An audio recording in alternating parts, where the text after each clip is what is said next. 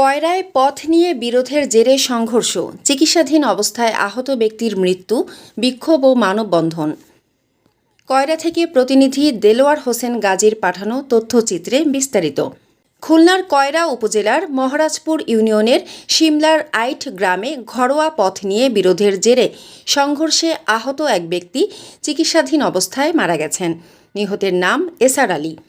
স্থানীয় সূত্রে জানা যায়, পথ ব্যবহারের বিরোধকে কেন্দ্র করে সম্প্রতি দুই পক্ষের মধ্যে সংঘর্ষের ঘটনা ঘটে। এতে এসার আলী গুরুতর আহত হন। পরে তাকে খুলনা মেডিকেল কলেজ হাসপাতালে ভর্তি করা হলে চিকিৎসাধীন অবস্থায় তার মৃত্যু হয়। শুক্রবার ৫ জুন বিকেল ৩টার দিকে এসার আলীর মরদেহ বাড়িতে পৌঁছালে এলাকায় শোকের ছায়া নেমে আসে।